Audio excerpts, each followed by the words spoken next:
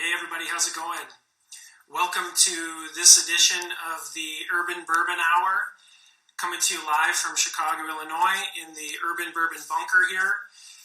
This episode is presented by Bourbon Charity. Thank you to Bourbon Charity for presenting this episode. If you guys aren't familiar with Bourbon Charity, they're in the middle of a huge Thanksgiving fundraiser right now. Check it out, bourboncharity.org. You can make a donation, a small donation, and get a ton of tickets to get into their raffle. Some just ridiculous bottles of bourbon that you're not going to find anywhere, really. I mean, the chances are is you're not going to come across them. So you have as good a chance as any if you get into the Bourbon Charity raffle.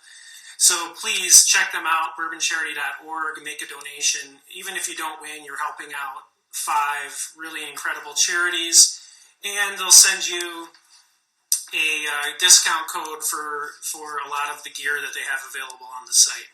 So we're just waiting for Dixon Dedman, the master blender of Kentucky Owl, who will be joining me tonight. Dixon did tell me yesterday that he may be a little bit late because he had to get his kids to bed tonight. So we might have a little delay with him joining. But in any case, again, guys, talking to Dixon Dedman, master blender of Kentucky Owl. This is the batch 3 rye that I have here. And then also confiscated. And I asked Dixon if he wanted to taste these together the first time around when we tried to do this and had some technical difficulties. So I'm not sure if he's going to bring those to taste along with me. In any case, even if he doesn't have those to taste along with me, we're still going to talk about them and give some notes on those and talk about a little bit of his process. So if you guys have any questions throughout this, put them here in the comments. I will try to keep track of them. Sometimes I get a little bit lost in the conversation and some of the questions that I have here. So, but feel free to type them out and put them in the comments. And if I'm able to, I will ask Dixon those questions. Yeah, here we are.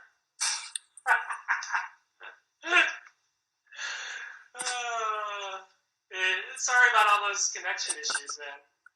But here we are. We did it. You guys and your technology. I like it. Yeah. Hey, is this your first Instagram Live? No, obviously I'm a pro at this thing. Like, I do it all the time. It's clearly. Well, I love it. Well, hey, thanks very much for taking the time to join me tonight and chat a little bit. I'm happy to. Yeah. So let's just jump right into it.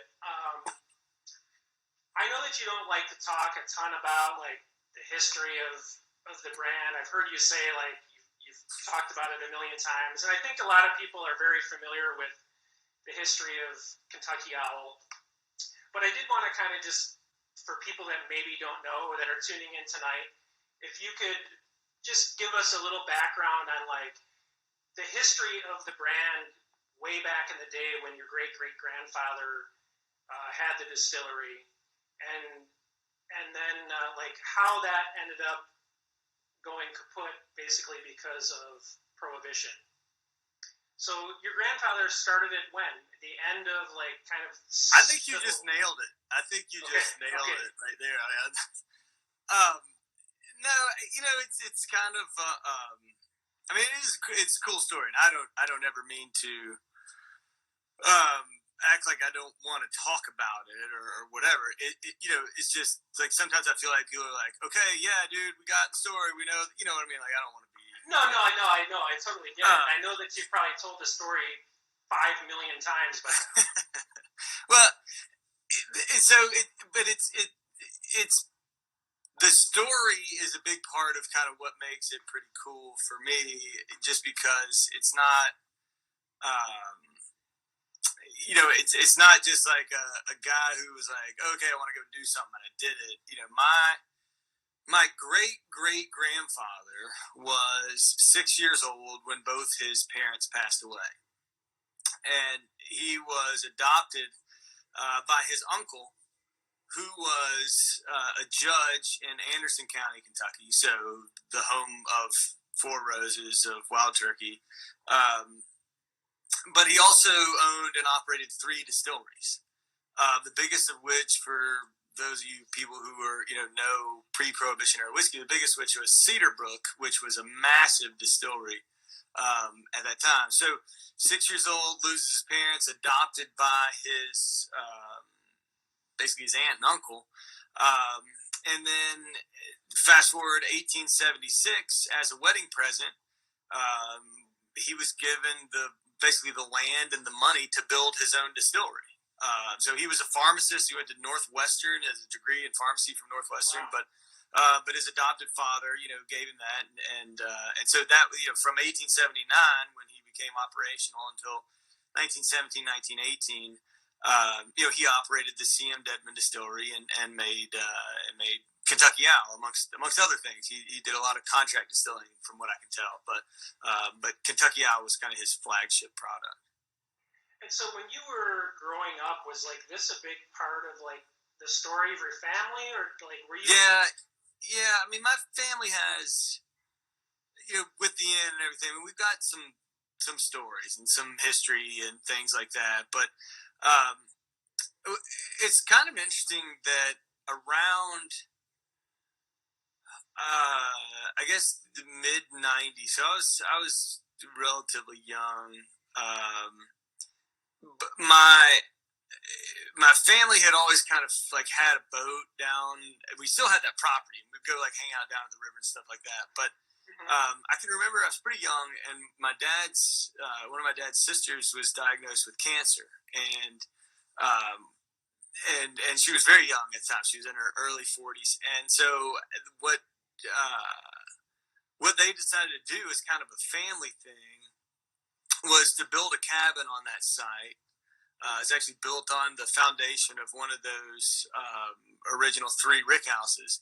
And we spent, several years doing a lot of kind of family campouts and cookouts and water skiing and climbing around on those hills and the Palisades and finding old pieces of glass and finding old, and so like it was kind of that, it's like where we learned to shoot guns and all that kind of stuff and drink whiskey pretty young and good stuff like that. But it was kind of growing up there and around there and doing a lot there that the place became special again to my family. But it also, you would hear, my grandfather would tell stories about hearing about the distillery and different things like that. So the kind of the nostalgia around that part of my family history started with me, and I think with a lot of us very young. That's very cool. I appreciate you sharing that. It's a cool story that like it meant one thing to your family back in the day when your great great great grandfather operated a distillery on it, obviously, but then for you guys to be basically spending time on it during your childhood and all those things you said, like drinking whiskey and guns. And that's really cool. That's kind of like a rediscovery of the land in a different way for your family, which I think is very, very cool. Oh, it was super cool. And, as a kid running around that property, I mean, like, there are all these old, like, abandoned shells of cars that were kind of out in this, like, and those were basically hog pens, where they raised hogs down there on the distillery property, and fed them the slop and all that stuff. We used to like act like, I mean, it was just fun running around down there and playing as a kid. Well, someone has a question here saying, what was younger Dixon drinking back in that day? Anything that wasn't tied down. Yeah, I can imagine. Like all of us when we were younger. Yeah. But it's funny because a lot of people don't realize this, that for the longest time in Kentucky, there were more dry counties in the state of Kentucky than there were in the U.S. combined. I mean, I grew up in a dry town. Yeah. You had to travel. It was, and when you're trying to find cheap beer in high school, it wasn't, just finding somebody to buy it for you was not the hard part. You also had to drive them 20 miles down the road to get them to, it was tough. Yeah, you had to go out of your way. So when you got into the business, well, first let's talk about the Beaumont Inn. Like, so your grandfather, your great-great-grandfather, the Prohibition comes. Obviously, the distillery is closed. There's some other stories there that I want to want to touch on. But he buys the Beaumont Inn, or your family. So a different side of my family is the Beaumont Inn side. Oh, okay, all right. And so I'm the fifth generation of my family on the Bourbon side and the fifth generation on the Beaumont Inn side, but it's the fourth generation where the Beaumont Inn side marries the Bourbon side and they come together.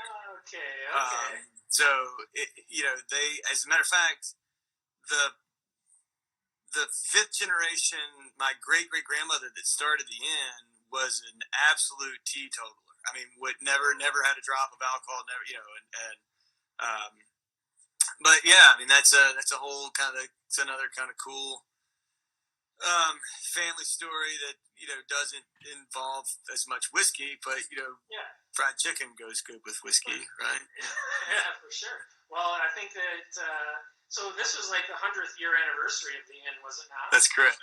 Yeah. That's pretty cool. And I read that you guys won a James Beard Award a few years back for the inn, and it was like a James Beard Heritage Award, correct? It was called the America's Classic Award, and it was pretty incredible. Not that, I mean, obviously all James Beard Awards are pretty amazing, but we were selected as one of the 5 America's Classics on the 25th anniversary of the Beard Awards. So the first year they moved the Beard Awards from New York to Chicago. So I was, I was in your hometown at the Lyric Opera Theater. Yeah. It was probably one of the more surreal moments of my life. Andrew Zimmern put a medal around my neck and hung out and drank champagne with Danielle Ballou, after, and I spent the entire afternoon leading up to that award ceremony walking around Chicago with people, I'm sure looking at me like, this guy has lost his damn mind. Because I was just kind of trying to figure out what I was going to say and just kept talking over and over to myself as I walked around the streets of Chicago. But it was a super, super amazing, super cool experience. And I think probably the most rewarding thing about that was it was complete, and I don't mean to say other awards are solicited, but this was we just got a phone call, and the phone call said, "Congratulations, you've been nominated, and we are awarding you with this, and wow. We're going to bring you and your family to Chicago and whatever." I mean, it was not one of those things where you're like, okay, we're actively pursuing this, or we have a publicist, or we're trying, this was a pretty amazing phone call. Wow, that's pretty cool. Yeah. And I know I asked you to come on here to talk about bourbon, but I think getting this. Oh yeah, I forgot about that. Sorry. No, getting this background on you and your family, I think adds to the. Sorry, I just switched my camera on. Adds to the whole story and gives everyone kind of a big picture of who you are and what Kentucky Owl started out as and where it's going now. So I appreciate you sharing that stuff with us. But let's talk about the beginnings of Kentucky Owl. I want to know so this family history and the distillery and the family back in the day. Did you ever think I want to get into this? I want to somehow be involved in a distillery in some way, blending whiskey.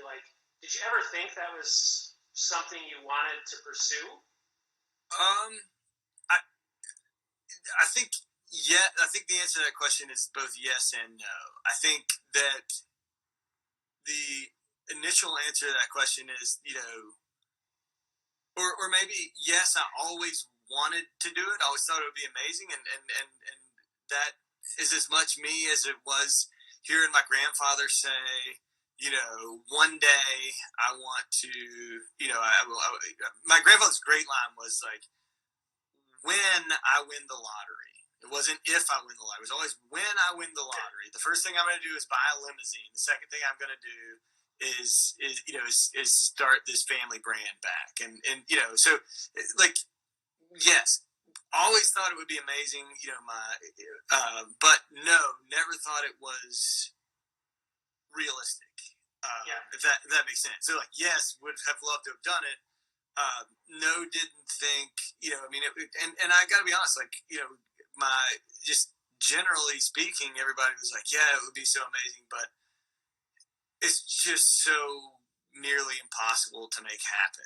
And I think maybe a bit naive about that, because I think if but I also, I guess, I kind of got to a point in with everything where you start to realize, like, if I'm going to do it, let's try to do it. And just because other people are saying you can't doesn't mean a damn thing. It never hurts to kick some tires and see what you can make happen. And I didn't do it. I never thought, oh, I've got this great palate. I've got this. I know how to. I never blended anything in my life. It was just. I'd grown up cooking and working in a kitchen, and I knew I had a palate for food and a palate for wine and whatever and bourbon. I knew what I liked, what I didn't like. But as far as it's not like I was like, okay, this is what I want to do, and I think I'm good at it, or whatever. I mean, that wasn't it at all. It was just, I don't know. Sometimes you tell me I can't do things a few too many times, and then I'm just gonna kind of prove you wrong. Yeah, well, you've certainly done that. So I know that you released the first batch of bourbon around 2014 or so, but yes. But there's a lot of things that had to happen leading up to 2014 and the release of Bourbon #1. So it's like the longest pregnancy of all time. You know what I mean? Because you're like, you got this, you've got this stuff going. You got these barrels. You got this plan. You're telling everybody about it. You're pumped. You're building a website.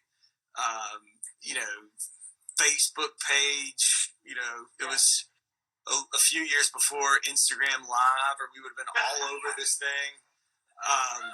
But it is, and then but it's just a slow process to get to kind of get where we wanted.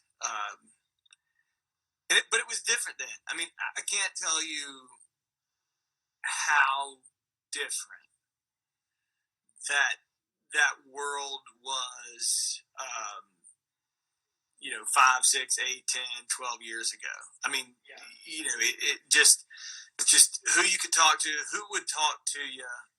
Everything still moved through middlemen. You couldn't buy direct, but it was it was crazy to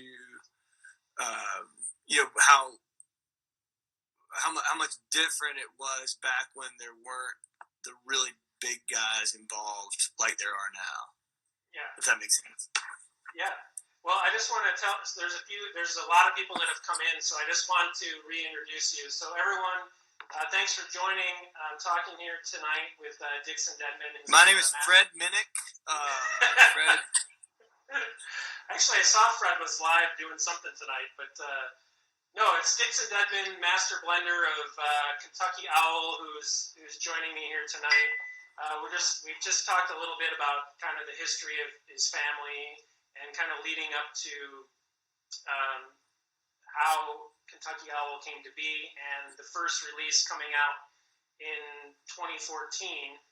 So you get to that point. You've done all this work to source barrels to get a product out for your first batch in 2014, and then you release several other batches throughout the course of the year. In 2015, I think you released like four batches in 2015.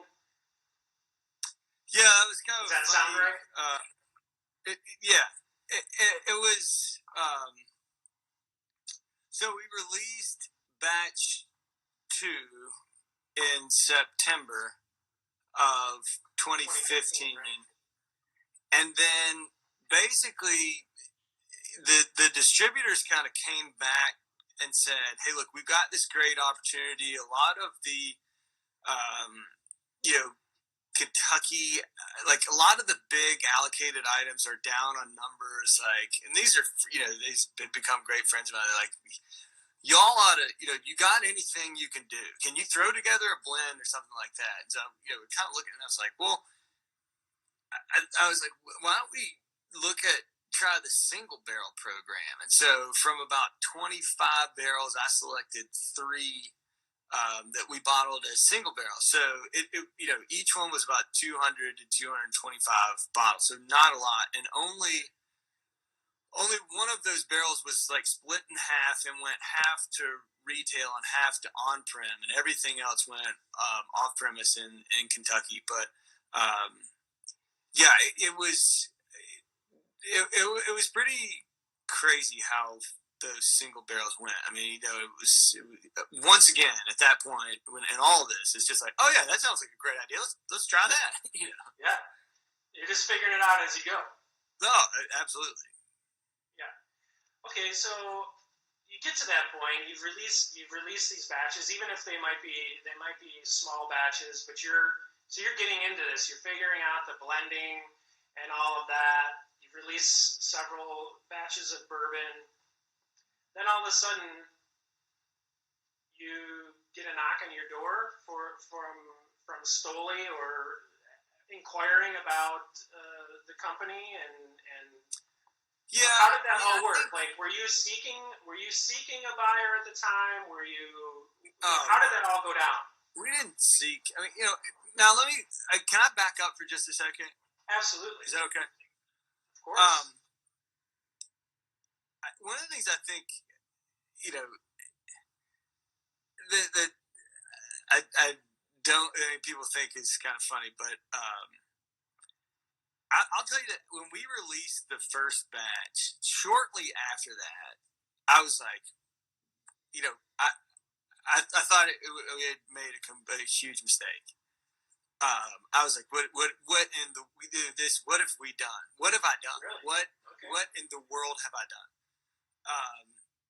It was initially just kind of the announcement, and it comes out, and even then, we're in this world where, like, as soon as you get TTB approval, it becomes public knowledge, and everybody knows about it. You haven't done anything yet, but people start figuring out, okay, this is going to be this, and this is the story, and who the hell made that up, and where does this price point come from, and who do these people think they are, and what a bunch of trash, and I mean, it was really awful, and I obviously was much thinner skinned at that point, than I am now, and was new and was, I had to go to a lot of people that I respected to, kind of, but it was to the point that at one point I had 2 children at the time, put my wife and 2 kids in the car. We went to the beach in South Carolina. Rented a little house. Basically locked my phone and computer and everything in a closet. It was like I just can't deal with this for 2 days. Like, I can't deal with the. It ate me alive. It ate me alive, and it was shortly thereafter that it was on that trip. We were on the beach walking, and I got this phone call, and I was like, I don't know what this was, but it was a South Carolina number, so I took it. And it was a call from Garden and Gun. It was about winning that Made in the South award, and and that it just that couldn't have come at a better time for me personally, or and everything, and I really at that point I was like, you know what I'm going to do? All these people that are just crushing me, who've never tasted this stuff before, I'm just going to go home. And I'm gonna buy a whole bunch of small sample bottles, and I don't break the law, But I was just be like, you don't know what it is. It's fine for you to trash me, but trash me after you've had it. Send me your address. I'm gonna send you a 2-ounce sample, and then after that, you can go after me all you want. And I wish I'd saved screenshots of the people who wrote back and they're like, I'm sorry, I apologize. This is legit, or whatever. Can I and so that part of the story sometimes kind of gets left out, but I'll never forget that period. And it was not, it's not like this whole thing has just been this amazingly rosy thing the whole time. There's certainly some bumps that have gone through. I mean, I listened to you on a lot of different podcasts. I read a lot of stuff, interviews with you. I never heard you mention that in anything that I've heard or read before about how, what people were saying, how that affected you so much at the time. Why do you think, even now, you wouldn't believe? So when I said, you're going to be on the show. Why do you think Kentucky Owl? I don't know if it's you or the brand. Why do you think it brings out so much emotion in people? People have this really emotional response. You wouldn't believe the direct messages and things that I got from people. Very strong opinions, one way or the other, about the brand. Why? Where do you think that comes from? I don't know, and I think that is, I think that's a great question, but I guess I decided at some point, and this is probably going to piss off a lot of people, but I think I decided at some point that that is a great compliment. I will take that as a compliment. You know what I mean? That, to me, good or bad, we're creating there's an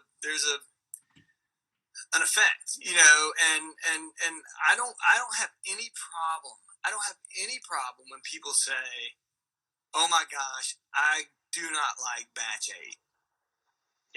Yeah. And they say, "I wish it was more like batch 6." And you know what I take from that? They like batch 6. You know what I mean? My job, I don't try to make the same thing over and over. And I don't have any problem with people I like batch 2 rye better than I like batch 3. Well, good. I'm just glad you like batch 2. And I'm glad you know who I am and what we're doing. And I'm, it's not going to change anything about what I'm going to do. I mean, I'm going to make the single best whiskeys I can make, and they're not for everybody. And I don't know why sometimes we get whatever it gets the reactions that it gets, but I think the alternative of not getting any reaction and nobody caring what you're doing is probably a lot worse than there's a saying, loved, hated, but never ignored. You don't want to be ignored. So if you're loved or you're hated, you must be doing something right because you have people's attention.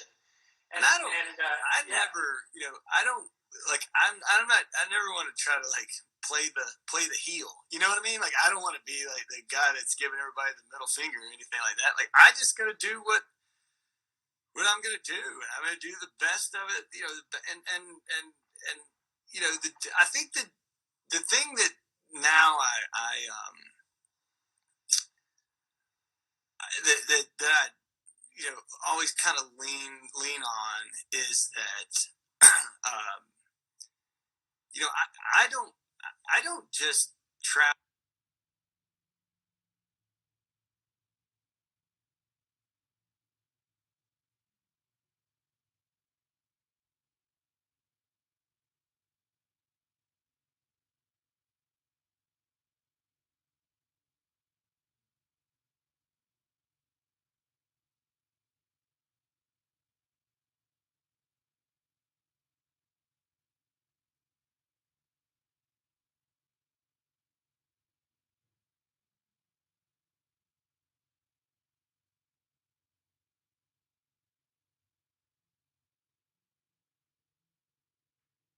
around and talk bourbon, and you're gonna illusion. There you go. I've got a whole, I've got a lot of stuff um, that's important to me to continue to just do me, be me. Beaumont Inn, whether it's washing dishes or busting tables or carrying bags or whatever, I'm never gonna get too caught up in trying to be something that I'm not, and so loved or hated or whatever. I'm just it's another one of those things that I'm going to do the best of my ability, and I hope people like it, and if they don't, I Well, can't yeah, do much I mean, about it. yeah, it's not like you don't care, but it's like what can you do about it? I mean, you put out a product that you love and that you stand behind. If someone doesn't like it, like there's not much you can do about it at that point. Like you can't Right. reblend it for them, to their palate. So yeah, I think that's the only thing you can do is just what you're doing. But what do you see as you're doing this and as you're creating your blends? Like, what's your biggest challenge when you're doing that? Like, I know that you're not trying to match the next batch to any particular previous batch. You're just going with what you think is the best at that point. But like, what's your biggest challenge in doing that when you are creating those blends?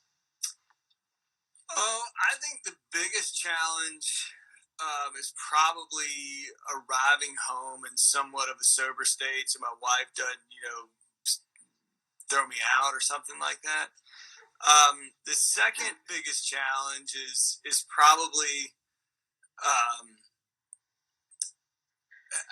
as these things get a little bit bigger, uh, um, it's just a different challenge all the time, and trying to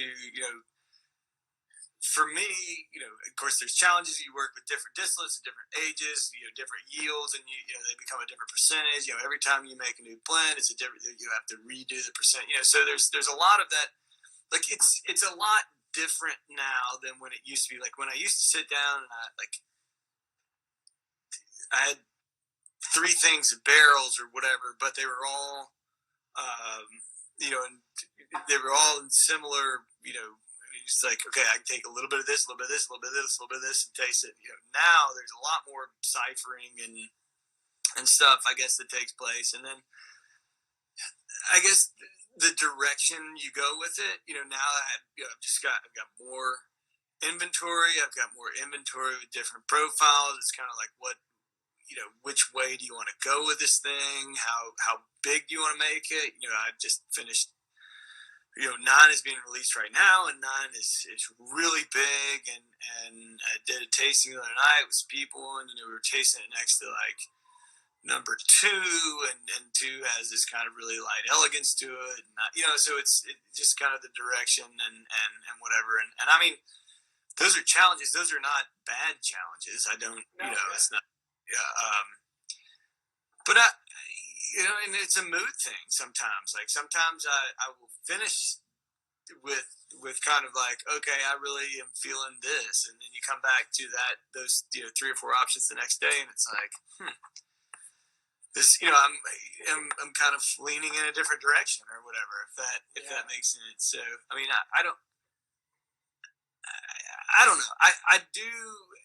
Well, it's a challenging. It's challenging, and I don't mean to act like it's challenging, like, because there are a million people that would love that job, right? Like, it's not a bad job to be like, oh, look, I got to go play with whiskey all afternoon. I'm not complaining about that, but it's it's become kind of a therapeutic thing for me. Like, I enjoy. I got a 16-foot long table in my tasting room, and I'll sometimes have that thing completely covered in sample bottles from different barrels for weeks at a time, and you just put on some music and start kind of playing, and and the worst problem, sometimes is I'm like, oh my gosh, whatever I got here is fantastic, but I forgot to write down what I put in there. I can see that happening for sure. Yeah. So when you're in your process, like, how far out are you planning batches? Like, do you already have batch 10, 11 of the bourbon? No. Okay, so no. Okay, all right. No. So how far out are you doing this? If we're targeting whatever for production. Then I'll start 4 or 5 months out, pulling samples, small samples from different lots to kind of evaluate where things are, and start, making very small kind of like test blends. And then, within, 3-4 weeks of that, I think I pulled, I pulled well over 300 samples to start the process of 9. But you seasonally these things really change. So that the barrel today, we pull this barrel today, and what it is in August of next year is a completely different animal.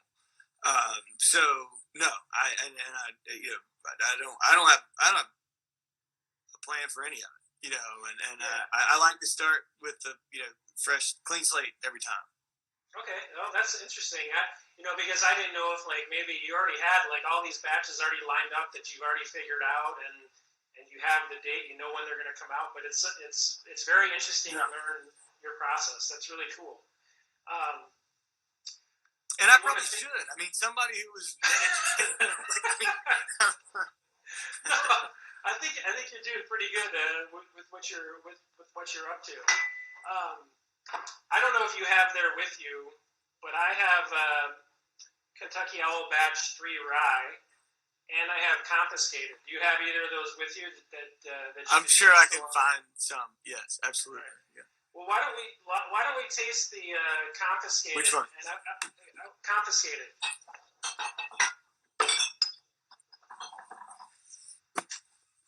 Sorry. I want to talk to you about this because this is one that, and by the way, congratulations on the Whiskey Advocate. I think it gave 91 points to this very recently in their review. So congrats on that. Thank you. But this is a whiskey, and I'm sure you know this. I'm not telling you anything different. That people are very opinionated about. Are you aware really? of this? Really? You don't say. Yes.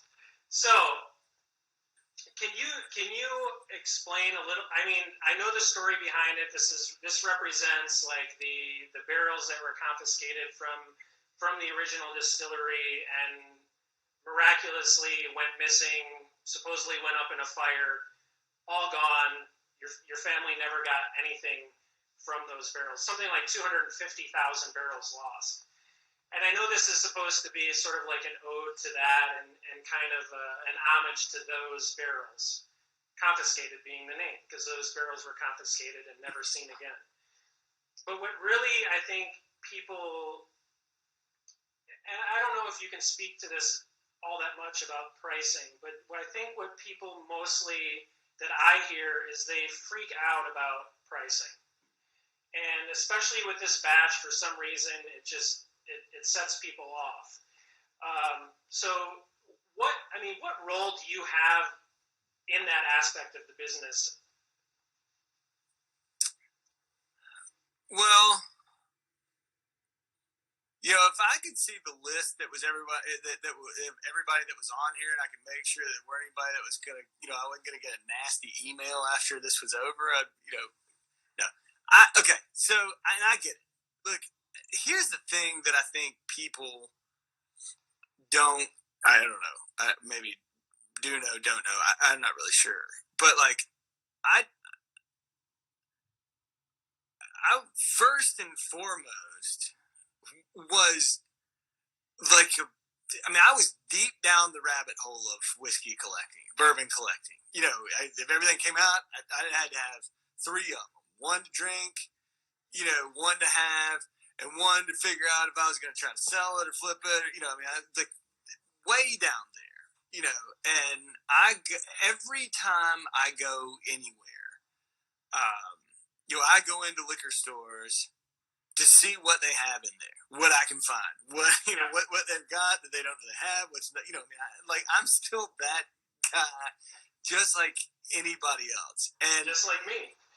Go to every city, every town. You go in, you look, it's like, I'm not.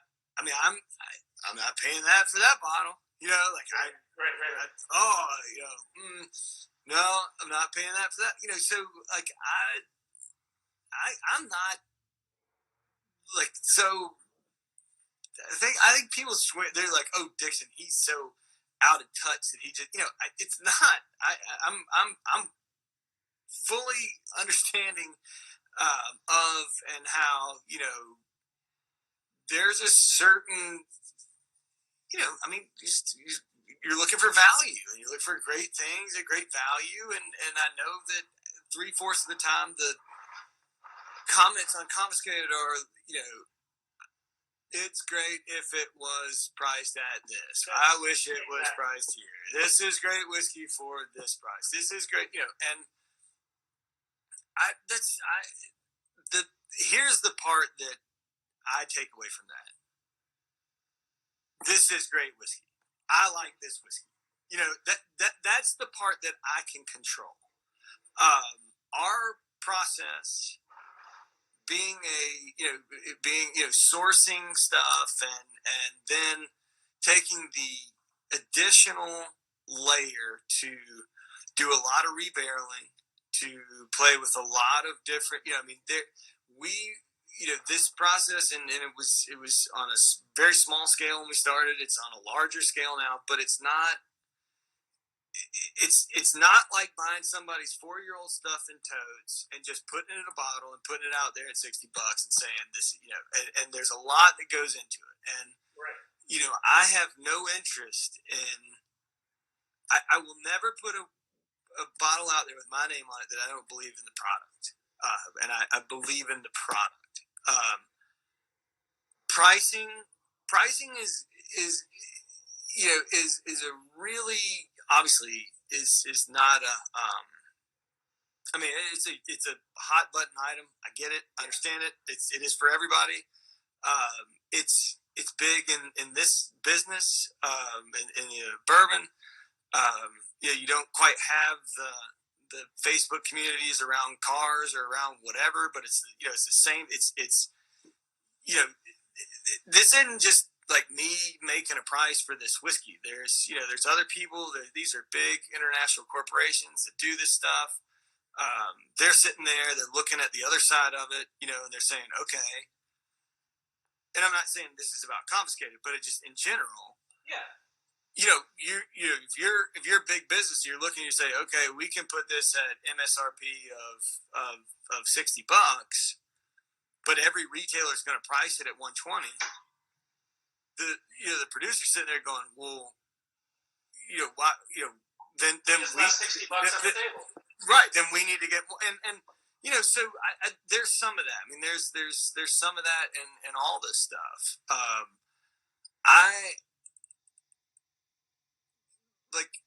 confiscated, and I was adamant about the blend that became confiscated, and it's really not it's not a profitable venture. I mean, it's not, there's the barrels that are in this stuff are very expensive. So we did everything we could to kind of get it where we got it, and I fought and I fought and I fought and I fought and I fought, but I said, look, this is, if it were $45 that would make me happy.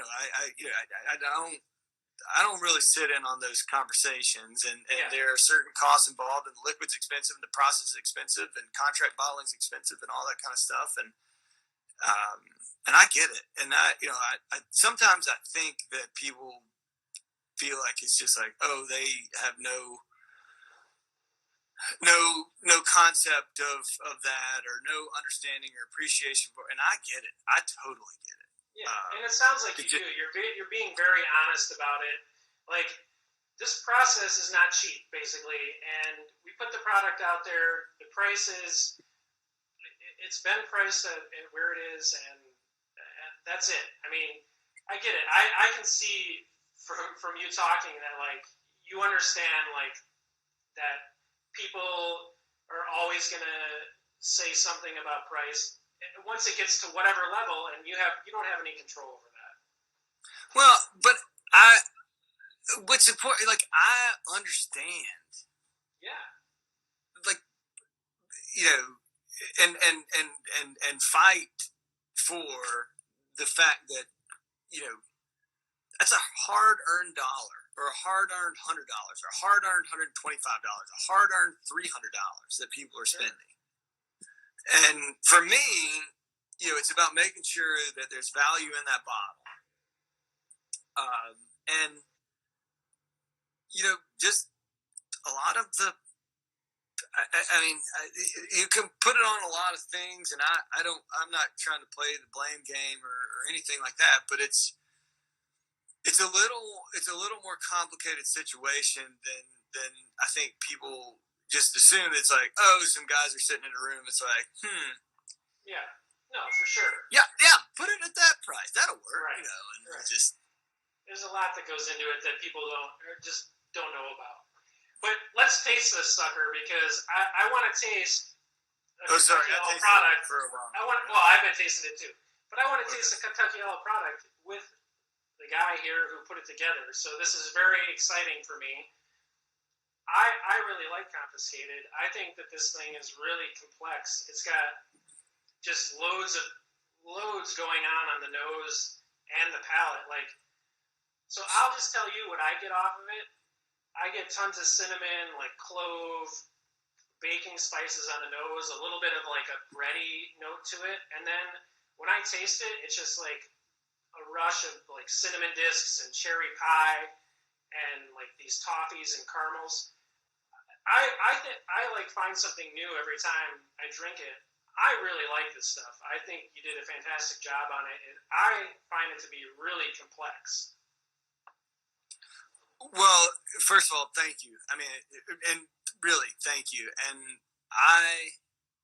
I'll tell you, this is one of the hardest, if not probably the hardest blend I've put together, because I was really trying to target a lower proof point to have something that balanced the higher proof stuff that we do, but also I'm not interested in making little light, watered down, flavorless, tasteless. I mean, I want character. I want substance. So that was, it was kind of a challenge. Like, you put these blends together, and then you would just drop them a little bit, and it would be like, okay, where did all that cool stuff that we had going on there go?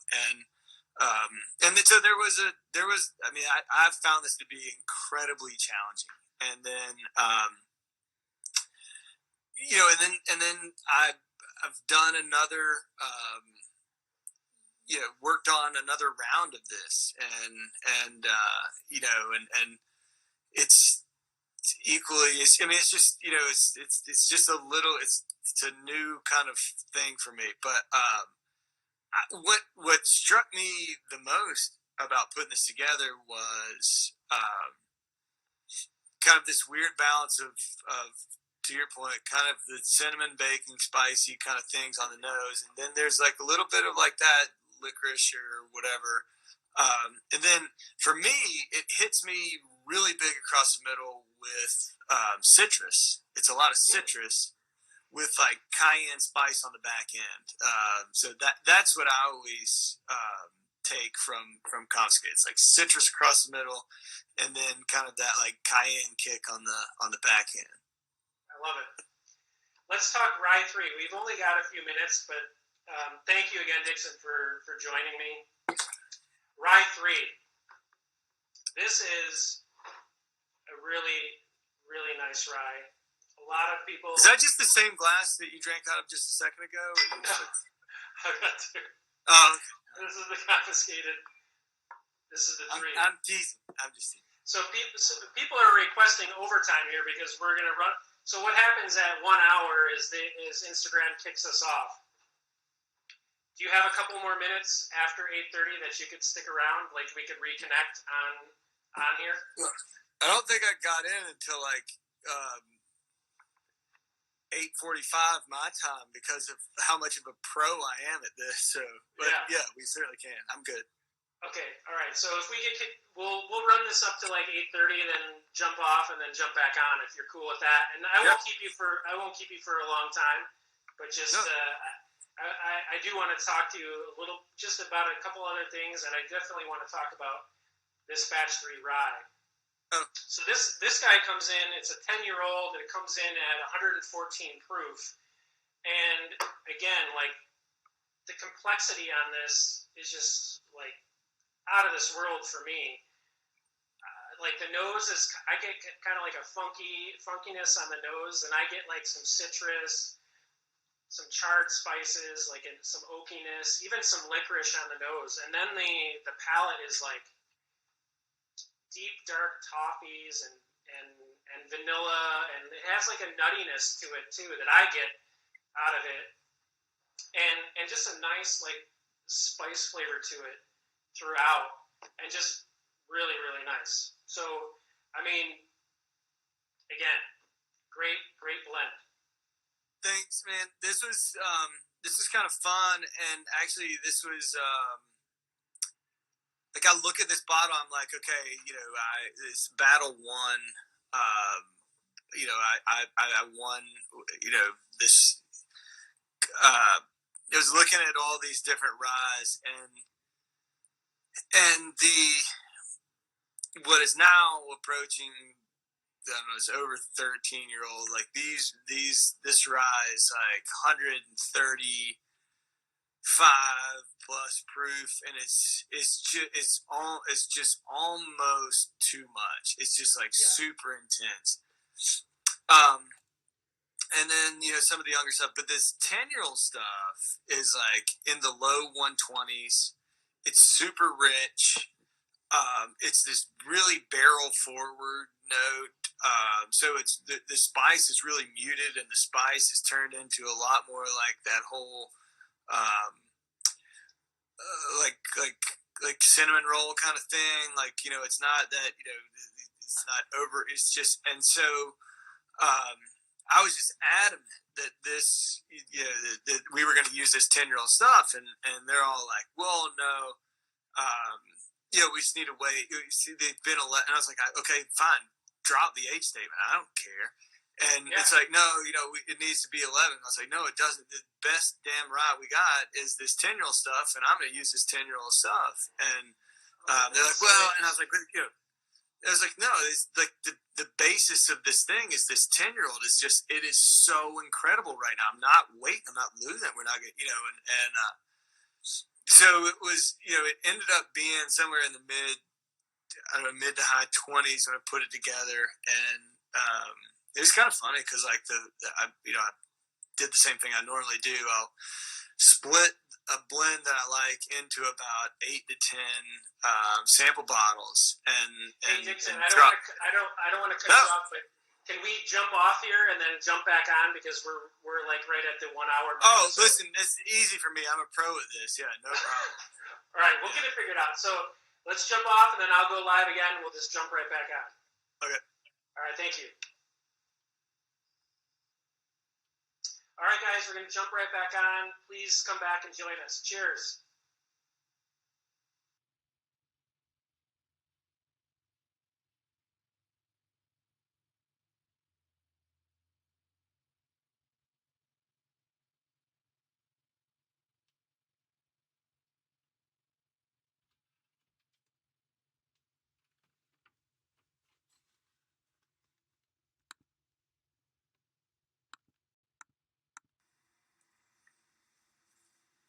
Hey, everybody. Thanks for hopefully coming back and joining us here. Going to get Dixon back on and finish up this conversation. It was going in a very interesting direction. So I want to hear him talk a little bit more about this rye. And I'm going to ask him about age statements because I know he has a very strong opinions about age statements. So let's hang on here while we get Dixon back.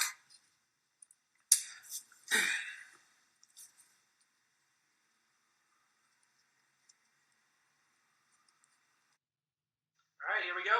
Looks like everything should be going good.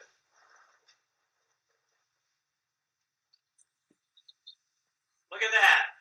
Yeah, I'm a pro. All right. Well, hey, thanks for sticking around and doing this for a few more minutes because sure. you're going in a very interesting direction here. But please continue talking about Bachelor Rye. You said you were at a point where you were talking about the age where you were saying the 10-year rise that you had were the best at the time, even though there was a little bit of a push maybe for an older age statement on it. Oh yeah, I mean it was really more of the whole like, oh no, this has always been, you know, the first two were 11. And I was like, oh, you know, that was my thing. Like, no, we're gonna put the best of the best in this bottle, and the best of the best included that 10-year-old stuff, and it was really not the balance, but it really was kind of what I built it around, and then it was in the high 120s, and I took this blend that I really thought was great, and I split it between about 6 or 7, 8 sample bottles, and I would just kind of add different quantities of water, just do different proofs to kind of play with it, and like the second one, I remember taking that glass and just holding it up and just being like, yep, that's this is it. I got it. This is just money, and I love this stuff. I mean, this is my wheelhouse. The nose on this is just like, man, I tell you, every time I go back to it, there's something else there that comes out, and especially like, so I've had this sitting for a little while, so it's opened up, and it's just, I don't know, this is blowing me away, and I've never. Yeah, go ahead. You keep talking. I'm sure. I don't know. I don't even know what's back here. Yeah, so this is what happens. If you have something in the background, people are gonna dissect what's in the background. So there better be some good stuff back there. Well, that's all right. So I had to move closer to a charger. Okay, you're running out of juice. Yeah. Let me see. Does this work? So that's. Oh, okay. Some is that stuff. The stuff over there? That's let's see. Yeah, this is just my little office here at home. You got a lot of Russell's picks up there, I see. Yeah. All the owls. So and this is on the floor. You have floor whiskey. Yep. That happens. And yeah, so those are all. Right. So, Dixon, there's a question, and I have a feeling I know what the answer to this question is going to be, but there's a question from the crowd asking you, what is your favorite batch of the rye? I have a feeling I know the answer, but do you have a favorite batch of the rye? Yeah, I do, and I think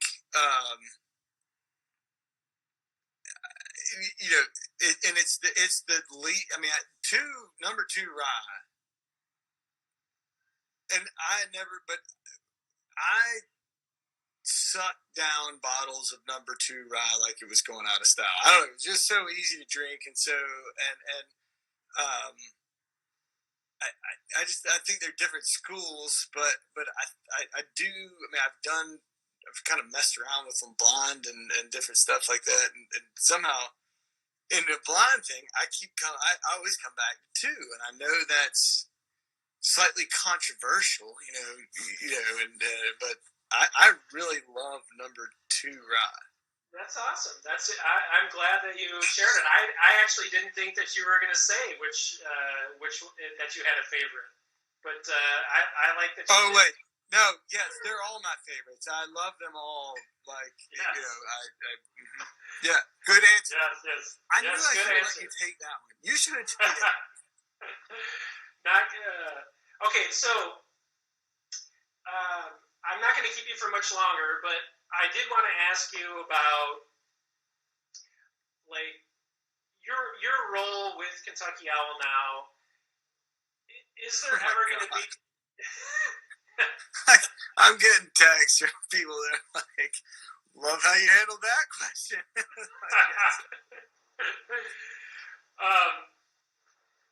So you're the master blender at Kentucky Owl. Is there ever going to be let me ask this.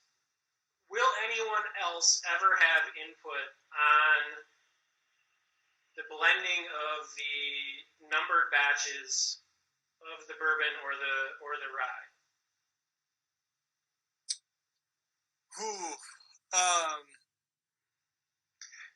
The question being that not that you need control over it, but do you want to have ultimate control over it?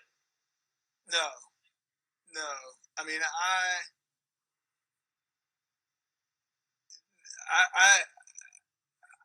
there are people far more talented than me that I think could bring a lot to the table. I would be an idiot to act like I'm the only one that should ever do, or whatever. For me personally, the notion of having like some panel, like people that have this perception like all these blends develop, with like 12 people in lab coats with beakers and pipettes or whatever you call this. I don't know. But yeah, I don't.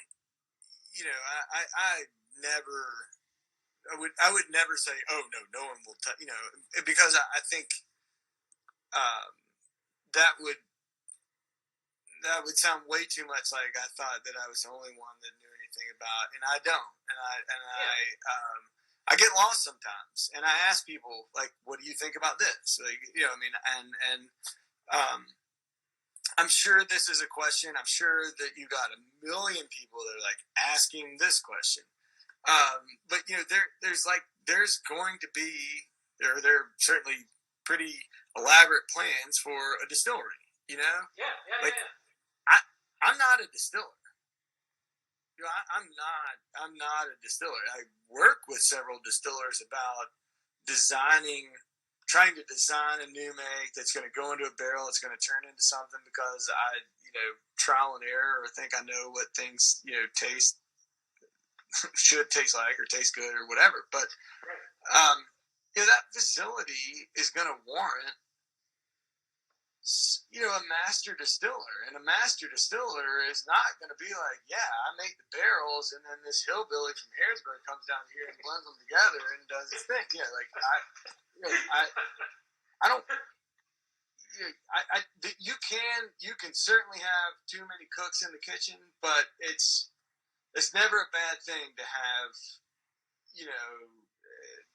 good talented people who have opinions and ideas and whatever. So, I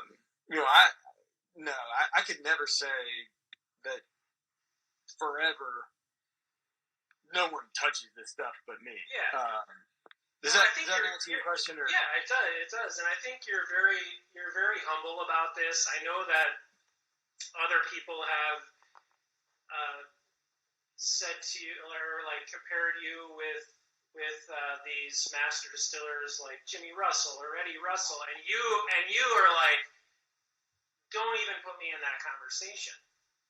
I've heard you say that, but I do want to ask you this, like.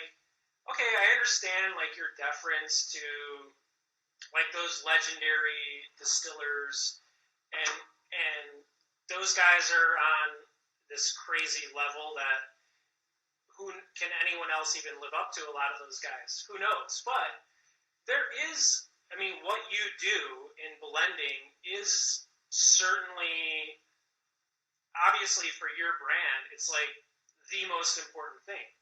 So it is.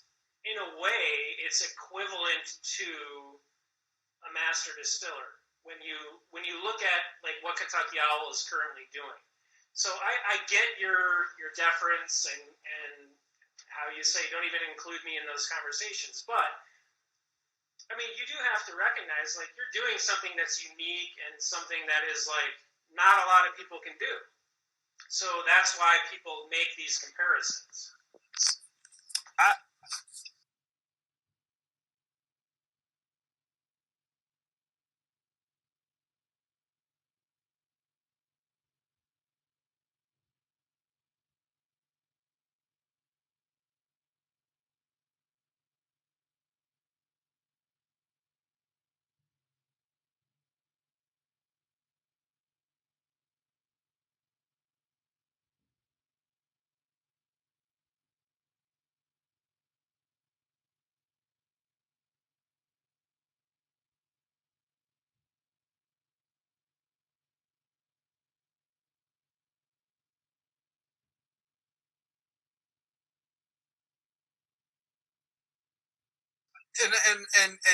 And thank you for that. I mean, that was a very nice. It's a very nice compliment, and I appreciate that. I really love this new kind of passion of mine that I found a little bit later in life. This thing, and it has allowed me to work with and spend time with a lot of amazing people that I idolize, people that I have the utmost respect for, and even being sometimes having my name thrown in the ring with them is a little bit hard for me to understand, but it's still it's something that I enjoy, but I don't know. I think it's kind of strange to be in the time that we're in, or like with the popularity that there is with all this stuff, because I don't really think of it any different than anybody that just goes to work and like does their job. You know what I mean? Like, Yeah. This is what you do, and you go do your job. And there's some people that do that job that are far more experienced and I've got a job to do.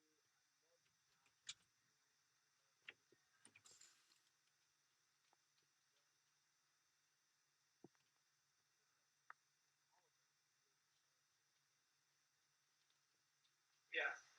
Hey, Dixon, we're losing your audio a little bit. Oh, sorry. That was my finger over the... Yeah, my bad. Oh, there we go. We got you. You're back. No, and I understand what you're saying, like that it's in some ways awkward to be for those comparisons to be made, but I mean, honestly, they're parallel comparisons in terms of like what you're doing for your particular brand. And so, and I want to leave this in this way. I want to ask you, like, there is actually one other thing I wanted to ask you about. So there's been some things that I've seen on Instagram and on the internet about a new product. And I don't know if you can talk about this. I don't know if this is public knowledge or where it came from, but I saw a Kentucky Owl dry state. So what can you tell us about Kentucky Owl dry state? Is this sort of like a follow-up to Confiscated? Like this is sort of like a non-numbered release? No. Okay. No. This is the other direction. And okay. I'm going to say that it's the other direction. I'm gonna leave it at that. So, dry state has become kind of a nod to the period. It's kind of like an anniversary, 2020. At the end of Prohibition. Well, 2020 actually celebrating 100 years since 1920. So if you like Google Prohibition, the Volstead Act, all that kind of stuff, whatever, although a lot of that stuff went through in 1919, it was actually 1920 before a lot of it was enforced, which everything and so it's the dry state is kind of like when Kentucky was a dry state, but also the dry state of booze, and it's this, marketing and clever, and this is, I am kind of tasked with developing a blend, and basically the most premium blend that I've put together to date. So there are a lot of things that I've held back, a few barrels of this, a few barrels of that, a few barrels of whatever, and so this will be a very premium, very luxury. What you've seen, because that's the way this world, this whiskey world works, is like as soon as you submit to TTB to get approval, TTB approves it, it goes on their website, and within a minute and a half, somebody's got it on social media, and it doesn't matter for how many years I've kind of explained that to our team. They kind of haven't really figured it out that because like when it's a rum, it's not people hitting refresh on the TTP side of looking at rums a lot, but bourbon is a little bit different. So this is actually, and I have no idea actually what I'm even supposed to, or what I'm up, but that I don't care. This is like we have this. They have produced this incredible wooden box. This is like the real deal, kind of big time release, and it's going to be. I have some of these amazing 16-year-old barrels that I'm using in this stuff. Really? That will be kind of the foundation of it, and then kind of playing around with it with some of the barrels I have left from the very early Kentucky Owl releases and some different things. So it's going to be this really, really amazing, kind of blend that ties together the liquid, throughout the history of the brand. But this is very interesting. What are we looking looking at for like the size of this release? Tiny, very, very small. Very small. Very so small. We're just a few barrels that you've kind of held back over the years. Yes, I mean it. I'm back. So with making this one, I'm back to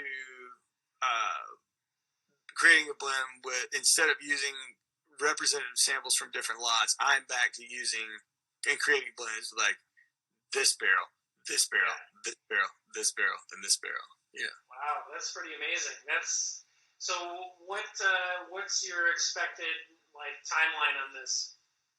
This thing keeps changing. But early,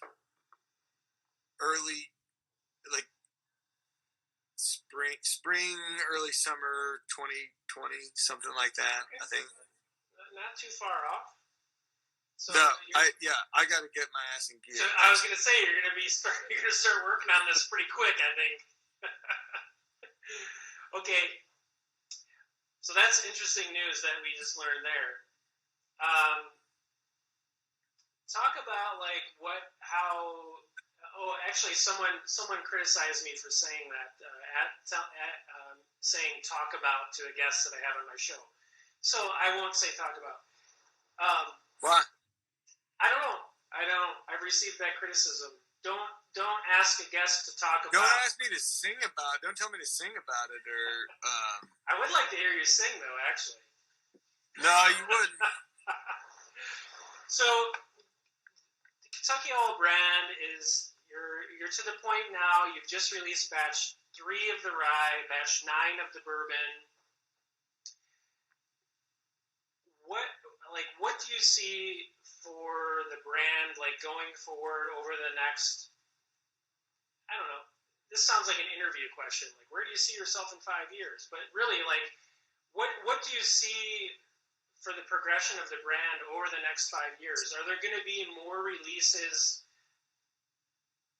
I know that you're doing the number releases. Do you have plans for those? And do you have plans to do also these other sort of like one-off releases, like a confiscated, like a dry state, like creating something else that's not a numbered bourbon or rye over the next 5 years? Yeah, so I mean like there's a couple answers to that question. Like, you know,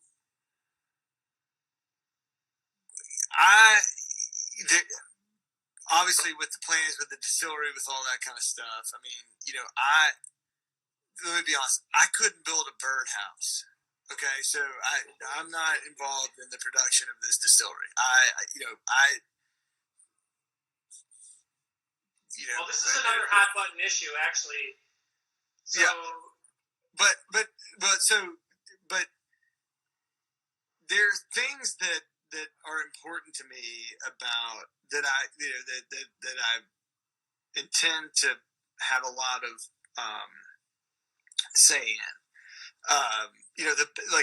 Batch 10, batch 11, batch whatever. You know, like it's not like those are the things that mean the most to me. The rye. I mean, got to start working on the 4th round of rye very soon. And the rye is a passion project. Confiscated is not a batch thing. Like confiscated is not going to be the same flavor profile every time we release it. So you are doing more confiscateds. I've already bottled the second one. Like I thought okay. I had about 6 to 8 months, and the first one went so fast that I had to, I put together another one. Wow, okay. But it's not. Yeah, but they're not so remarkably different. I didn't need to be like, this is confiscated number, whatever. Right. And then, on the other thing is that for years, we've been putting down significant volumes of new fills. Like, we've really been putting down and in preparation for, getting into, I don't know the right way to say it without like offending someone, whatever. But like trying to get into that much more affordable or approachable or whatever price point, and working on those blends. But I don't take that lightly in the sense that I didn't just make a whole bunch of barrels of the same mash bill. I made a whole bunch of barrels of a bunch of different mash bills with different yeast strains and different char levels, so that we can kind of maybe create 2 or 3 different blends that will be different, different brands or whatever, and they're going to be younger than but you put younger blended with older. Yeah. Yes, and I know you have strong opinions on age statements, but because I've heard you talk about age statements. I have gone on a rant or two about age statements. I'm sorry about that. Basically, it boils down to, and correct me if I'm wrong, that like if it tastes good, like what does it matter if the age is 12 years or but and I get I don't mean to act like I don't understand somebody's I understand the importance of and what an age statement does. Like an age statement gives you it makes you a little more comfortable with what you're spending or whatever.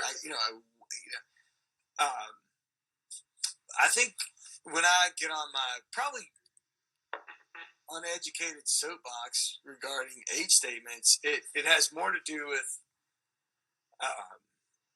where I fit in on from strictly somebody who's tasting stuff. Like from my job is not to think about what that number looks. There's 2 numbers on the bottle that mean a lot to a lot of people: age statement and price tag.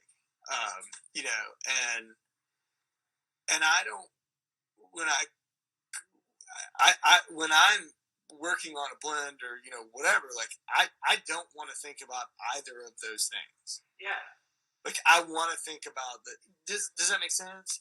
No, I mean this is also interesting to like hear about like your process, like how you're going about doing it. You're not just like looking at, I'm only going to taste from the 15-year-old barrels or whatever it may be. Yeah, this is all super interesting. Yeah, I just, those 2 things are very important. I get it when you're standing in front of a wall of liquor at the store. But I don't want any of that to kind of determine what goes into the bottle. I really want, and I've said before, and you've probably heard me say it before, but I've got. Right now, I just pulled some samples of some. It's about to turn 7. These barrels are absolutely out of this world. 7-year-old barrels. They are. They're just so incredible. And it's a 7-year age statement. Like, who cares? This whiskey is phenomenal. Right, exactly. Does that make sense? Yeah, totally. I'm with you on this. I feel the same way. Like, I get like putting a 10 or 11-year age statement on a bottle. It means something to all of us out here as consumers. But say that you could put 10-year juice in a bottle. And it could taste like shit compared to 7-year juice in a bottle. And what difference does it make between the 7 and 10 years? Like, people get hung up on it a little.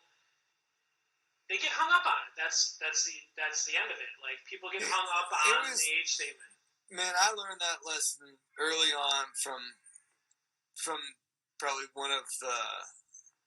I think one of the most incredible blenders in American whiskey, and maybe in whiskey in general. But he's very opinionated on where he thinks the end, where it's like it's a gradual, the line for quality goes a certain way, and then it peaks, and then the decline happens, but he's just like, I mean, that's what he said. He's like, you if you're blending for those two numbers, if you're working for those two numbers, if you're just chasing age statements or whatever, it's like you don't you're missing out on some great opportunities to do some cool stuff with some really amazing whiskey. And anybody that just says, "Oh, I'm gonna wait until this reaches whatever age before I use it," is kind of silly. Yeah, absolutely. So a question is out there in the Instagram live world: is there going to be a confiscated rye? No, I don't think so. Okay.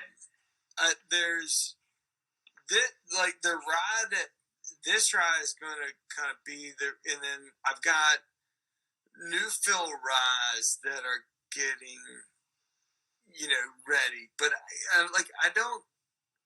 Confiscated is kind of funny, and this is probably one of those things that's going to get me in trouble. Bring it.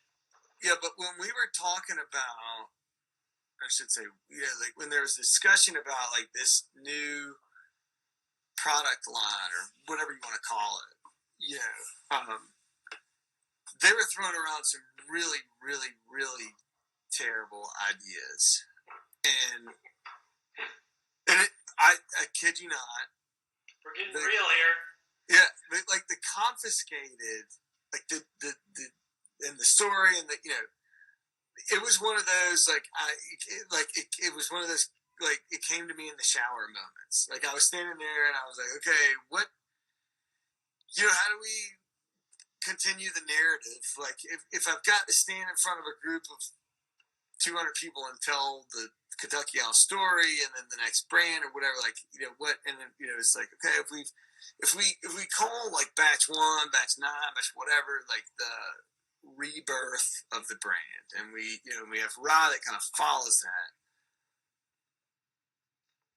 Maybe we create a lower proof concept that that we tie back to those barrels that were confiscated, whatever. You know what I'm saying? And and everyone's like, "God, marketing genius, Dixon! You're a marketing genius. You're master blender and you're head of marketing." And I was like, "Thank you. Does that come with a raise?" And they're like, "Hell no."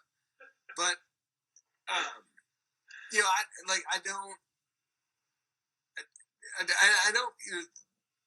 There's we just don't have as much rye to figure out. Like, okay, we can do rye batch 4, a confiscated rye, a younger rye. So I don't.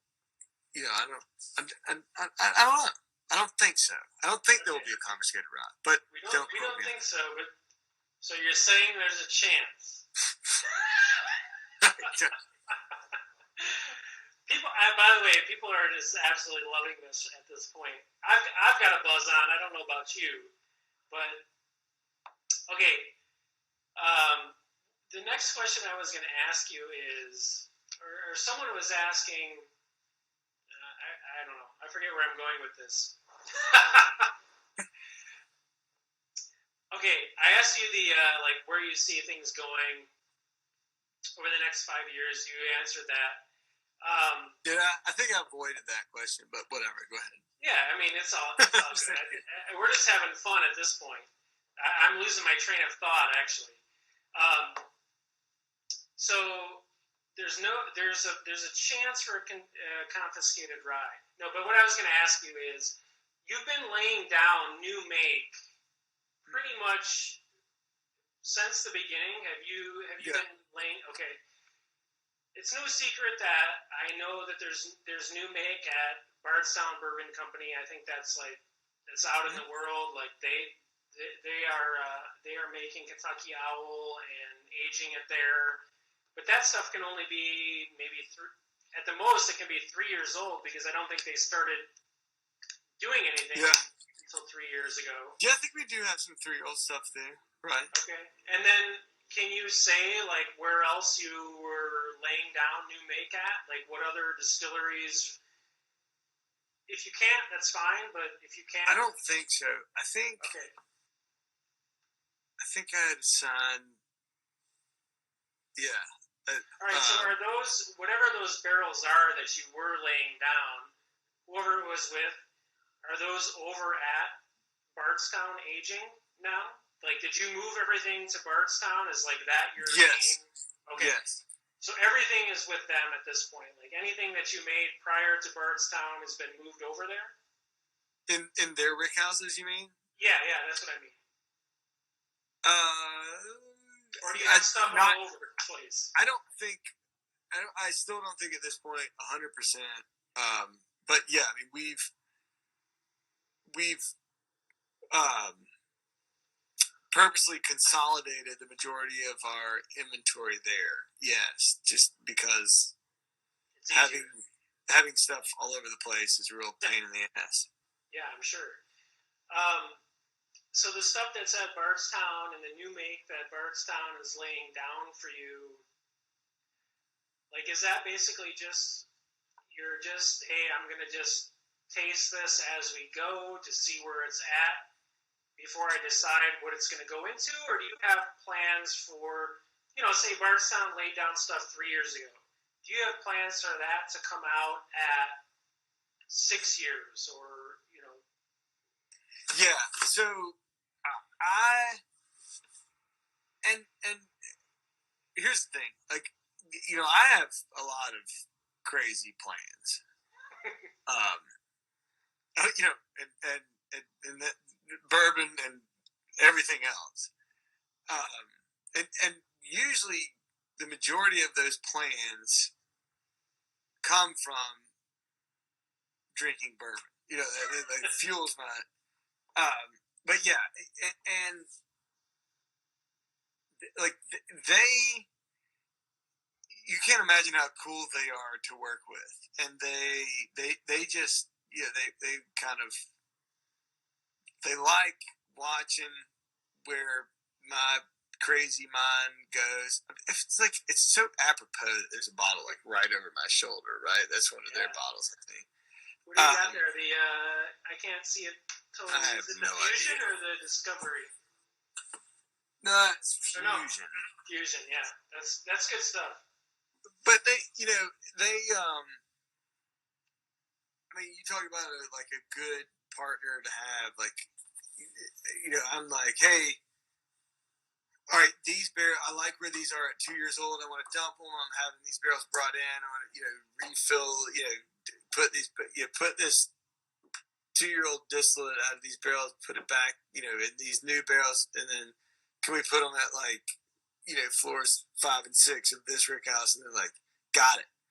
And and we just we just play with that kind of stuff all the time. Where it's like, okay, so these 12-year-old things, man, they're getting so hot. Like, we got to get them somewhere center of one of those big, and, I mean, they're just really cool to work with, and I mean, shameless BBC plug, but like, it's a test kitchen, but they don't, they roll with these crazy things that I always want to do, and I mean, it's like, it's fun, and they're, so we most of our stuff is there, and like I said, they're making many different mash bills with different yeast strains. We're putting them in different barrels, different char levels. We're buying barrels from different suppliers and doing all this kind of stuff, and they're just so accommodating when and I think really everybody's finally like, okay, when are you gonna like kind of settle on some stuff and quit asking us to do all this crazy, and it's like, oh, maybe I should, but yeah, I haven't lately. Well, I mean, as far as it goes from like the consumer perspective with Bardstown Bourbon Company, those guys are like amazing, ridiculous. They like bend over backwards to communicate with all of us out here in this crazy bourbon universe.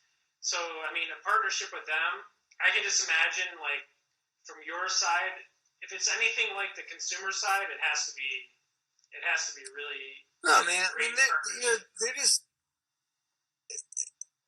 and I'm not trying to take anything away from Bardstown Bourbon Company, because Bardstown Bourbon Company is, you couldn't find a better partner. Like, you really could not find a better partner. But I can't, industry wide, kind of the acceptance and like working with people, it just, it doesn't. I don't think it happens in other industries. Like, I don't think, but not only in like the booze business, like not the wine business. I mean, I guess everybody's like sort of friendly or whatever, I guess. But like, it's not like Toyota and Ford and and Chevy are all just like having lunch together, drinking. I mean, yesterday. It was not yesterday. It was 2 days ago. I spent the first half of the day with the team from Peerless, who are some of my best friends in the world. Corky Taylor is one of the most wonderful gentlemen you'll find on the planet, and then we spent the afternoon with Joe Magliacco and the Nichters team and Andrea Wilson, and I mean, like, that's not a normal thing. I don't think. In other industries, but in this business, it's like when I walk into Bardstown, Bourbon Company tomorrow, and like they're my great friends, and they're wonderful, and they're everybody is supportive, and half the time they'll be like, hey, you mind to come taste this and tell us what you think, and it's a fun place to be right now. Yeah, I mean, I visited there in September. I was down in Louisville, and I kind of did a tour around, and that was the first place that I hit. And yeah, it's just an amazing place. Like, everyone is so welcoming, and I can just imagine from like your perspective, working with them has got to be great as well. And so it seems like you have a good partnership with them. Dixon, I don't want to hold you for any longer. I really think this is like the longest urban bourbon hour that I've ever had. I typically trap people like this. I apologize. No. This is not a trap whatsoever. This has been such a great conversation. I think you gave everyone that's been watching tonight like some really interesting insight into yourself, into the Kentucky Owl brand. Like, we got to see like the curtains pulled back a little bit, I think. So it's interesting from that perspective to see that. You're a very honest guy. Like, you're very straightforward. You're very, if I could say, you're very Chicago. You're very like straightforward. Here in Chicago, like, we tell you how it is. Or like, we're straightforward about things. You're very honest and open, which I appreciate, because sometimes you get people that kind of skirt around questions, but I think that you've answered everything as directly as you can, and you've been open and honest. So I really appreciate you coming on and like spending all this time with me. I've taken up almost like 2 hours of your time, but I really appreciate it, and I hope that we can stay in touch, and I can have you on again sometime in the future as new things happen with the brand and as you release new stuff, and we can talk about just all of that. I think it would be really great. So thank you very much for coming on. I want to tell you that first, it is. I want to apologize for the last time we tried to do this, and the fact that we couldn't connect. Second, I want to thank you for the opportunity and the privilege and the pleasure of thinking me worthy to do this. Very humble. You're too humble. I need you to know that I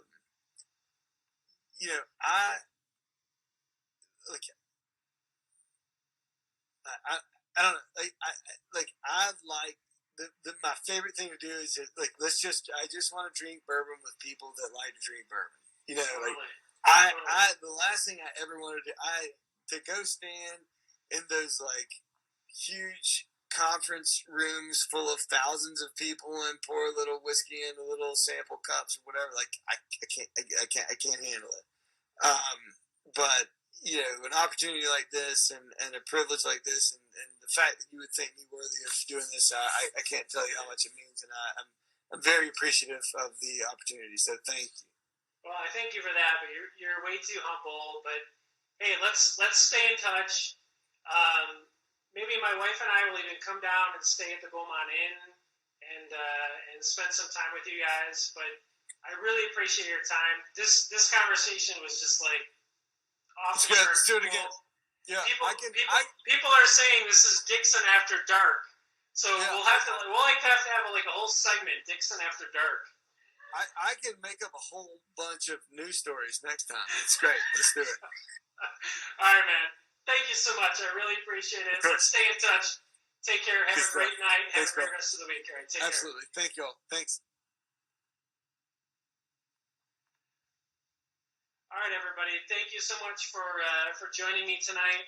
I mean, that conversation was that was off the charts. Cool. That was so much fun. I mean, we went in so many different directions. At this point, I'm not even sure what we covered.